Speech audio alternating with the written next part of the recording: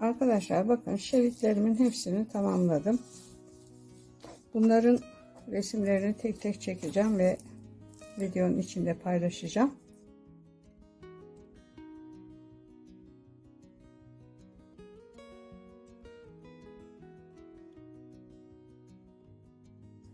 Şimdi dikime geçeceğiz ama dikime geçmeden önce bu şeritleri çember haline getirmemiz lazım.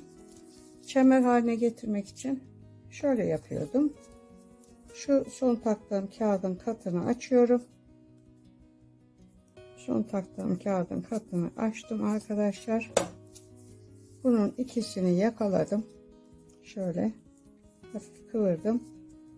Ve şuradan şöyle şu orta kısmından şöyle içeriye geçiriyorum. Kenarlarını birleştirip çember haline getirdikten sonra dikime geçeceğim. Bakın, içine geçirdim. Şimdi bunun birini bu tarafa yatırdım. Diğerini bu tarafa yatırdım. Bu tarafa yatırdığımı arkadaşlar şunun içine yerleştiriyorum. Şöyle. Bu tarafa yatırdığımı da şunun içine. Bak, bunu yerleştirdiğim zaman şuradaki kahverengili kaybolacak. Bakın. Bununla ilgili de arkadaşlar, bu kağıtların yapımıyla ilgili de bir video düzenledim. O videoyu da sizinle paylaşacağım. Evet, bunların hepsini çember haline getirdikten sonra dikime geçeceğim. Bakın arkadaşlar, gördüğünüz gibi çemberlerimi hazırladım. Hepsini çember haline getirdim. Şimdi dikime geçiyorum. İpimi buraya taktım. Biri bu şekilde duracak arkadaşlar. Diğeri de bu şekilde duracak. Şu şekilde birleştireceğim bunu. Yani şu kırdığım yere şu üçgeni oturtacağım.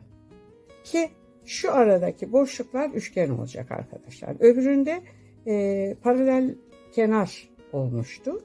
Burada üçgen olacak. Şimdi bu şekilde tutuyorum. İpim burada.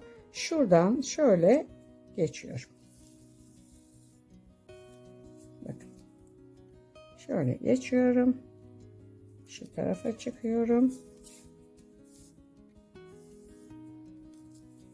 Şöyle bakın. Buraya tekrar iniyorum. Şimdi buraya geldim. Şimdi şuraya tekrar çıkıyorum. Tekrar çıkıyorum. Ve şu aradan, şunun içinden arkadaşlar şuradan bu tarafa geçiyorum. Şu tarafa geçtim. Bakın. Bu tarafa geçtim. Ve şunun içine giriyorum. Üçgen oluşturuyoruz arkadaşlar. Üçgen. Üçgen delikleri olacak bu çantanın. Şöyle buraya geliyorum tekrar. Tekrar buradan şunun içinden bu tarafa geçiyorum.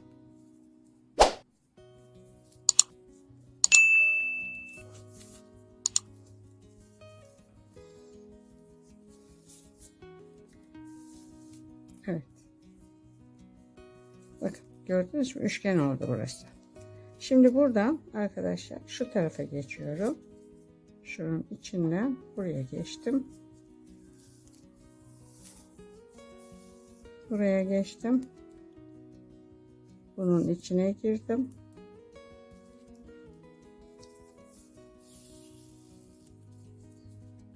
Şöyle.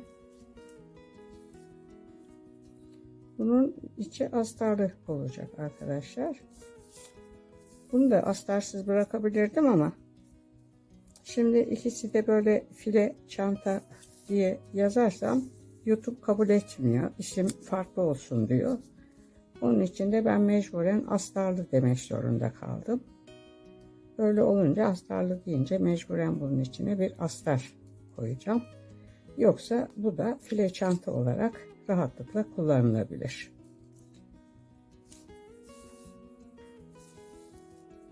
Gördünüz mü arkadaşlar? Şöyle şuradan böyle.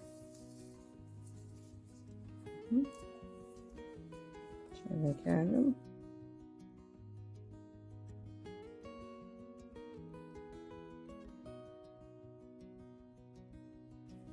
Buraya çıktım.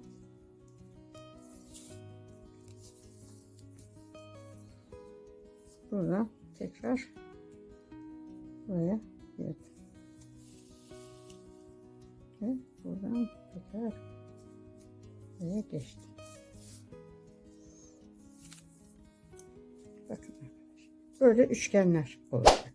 Bu şekilde arkadaşlar böyle dikeceğim. Arkadaşlar bakın. Çantanın bütün katlarını diktim.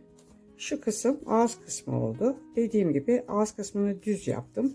Ve buraya ben bir fermuar dikeceğim. Şurası da tabanı.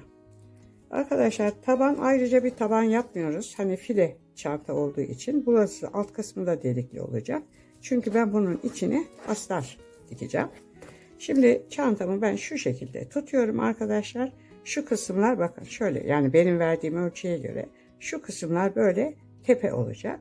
Şu şekilde tutuyorum ve şunu şöyle üçgen yapıp şu köşeyi oluşturuyorum. Şöyle. Şuradan giriyorum. Şöyle.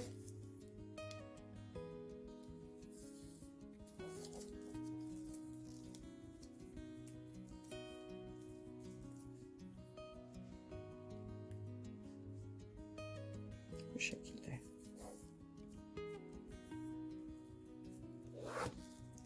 Şuraya ben bir kere daha şöyle gireyim. Çünkü köşe olduğu için arkadaşlar açılma ihtimali var. Açılmasın diye bir kez daha giriyorum. Bu şekilde. Şimdi şunu birleştiriyorum. Böyle. Bunların uzun uzun anlatmıyorum. Zaten hep bildiğiniz şeyler arkadaşlar. Eğer beni izliyorsanız bunları zaten, bu videoyu yarım bırakıp da gidip yaparsınız iş yapacağınızı. Ama yeni başlayanlar için başlangıçta şöyle ufak bir gösteri yapıyorum. Bakın bu köşeyi diktim arkadaşlar. Şimdi şu köşeyi de dikeceğim ama oraya kadar gitmeden önce ben dikerek gidiyorum arkadaşlar. Mesela burayı diktim. Yani bu köşe oldu ya. Şimdi hemen bu tarafa geçiyorum. Buraya geçiyorum. Ve şuradan arkadaşlar şu iki ucu birbirine birleştiriyorum. Şöyle aşağıya indim. Bakın şu vaziyette. Aşağıya indim. Bakın şu iki köşe birbirine tuttu. Gördünüz mü? Şöyle. Ve burayı sabitlemek için arkadaşlar tekrar geri dönüyorum. Buradan bir tur atıp şurayı, uç kısmı bir kere daha sabitliyorum. Şöyle. Şöyle. Bakın. Buradan tekrar bu sefer işte içeriden gireyim. Buradan böyle tekrar buraya çıkıyorum. Şöyle. Bakın arkadaşlar. Gördünüz mü? Burası tuttu ve buradan tekrar buraya aşağıya iniyorum. Şimdi buradan şuraya çıktım. Bu sefer ne yapıyorum? Bununla bunu birleştiriyorum. Şöyle. Bakın. Tabanda böyle delik delik olacak. Evet, bunu yaptıktan sonra arkadaşlar fermuarı size göstermeyeceğim. Videonun uzamaması için size fermuarı göstermiyorum. Dikilmiş olarak göstereceğim. Onun dikilmesini bilen arkadaşlar vardır. Hani onları da sıkmak istemiyorum. Ama bilmeyenler için de şöyle fermuar, hani düz bir kenara fermuar nasıl dikilir adı altında bir video düzenleyeceğim. Ve onu da bu çantanın yapımının paylaşılmasından sonra sizinle paylaşacağım.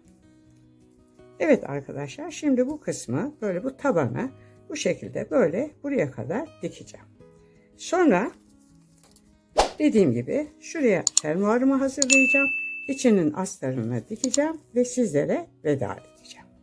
Evet, tabanı yaptım arkadaşlar.